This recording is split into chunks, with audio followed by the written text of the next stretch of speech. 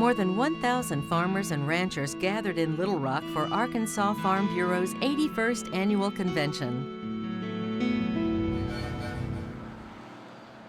Members of the state's largest farm and ranch organization celebrated another successful year at its annual meeting at the Marriott Hotel. Perhaps chief among those successes was exceeding membership quota for the first time in 7 years.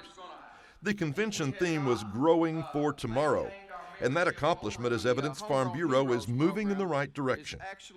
Members expressed confidence in the leadership of the organization by re-electing Randy Veach and Rich Hillman to an 8th year as president and vice president.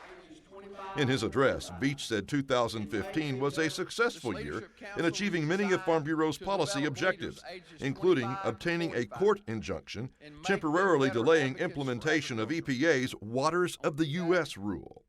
Afterward, he said farmers and ranchers must remain aggressive in their defense of the industry. We've got to keep pressing, without a doubt. You know, EPA, endangered species, all of those are pressing. You know, and they keep on pressing, and so we got to keep on pressing too. We can't let up. We can't sit back and wait. We got to keep moving, and we got to keep growing for tomorrow. And we got to stay on these issues, and we got to get our grassroots people out and get their comments in and get them to work with us. And they are, and we continue there. We have a great group in Arkansas, and they work hard in this organization. We got to keep them excited and keep them wound up, and let's keep on and get these things done. Veach recently accompanied Governor Asa Hutchinson and other industry officials to Cuba to explore increased trade opportunities with the country for agricultural products. Hutchinson was the first governor to visit Cuba following the restoration of diplomatic relations and said while many want to see the decades-long embargo lifted, there are other steps to pursue first. And so after I left Cuba, I followed up with a letter to the new Speaker of the House, Paul Ryan, who I served with. And I said, dear Speaker, let's move Senator Bozeman's legislation forward, Congressman Crawford's legislation forward that would open up credit transaction for agricultural sales to Cuba. Let's get that bill passed, open up that market, and hopefully Cuba will respond with a greater enhancement of freedoms, with a greater recognition of the free market system.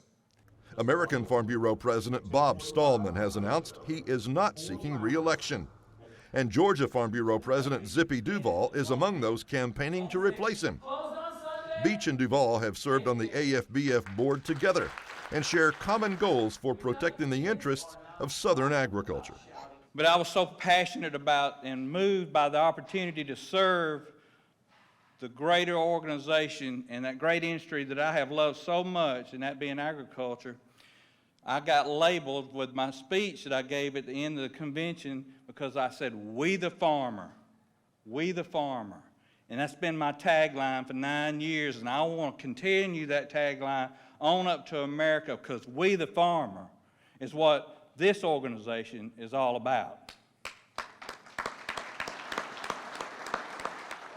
Awards are presented to recognize outstanding achievement by young farmers and ranchers, as well as service to the organization and agriculture. Dan Hossman of Jonesboro won the Stanley E. Reed Leadership Award. Jake Hawk of Benton County won the YF&R Discussion Meet. Grant and Heather Keenan of Washington County won the YF&R Excellence in Ag Award. And Derek and Shannon Hagewood of Jackson County won the YF&R Achievement Award. During the annual business session, voting delegates approved policy on a number of important issues facing agriculture, including the regulation of unmanned aerial systems, international trade, GMO labeling, and feral hog control. Following the meeting, the board re-elected Joe Christian of Craighead County to another term as Secretary-Treasurer.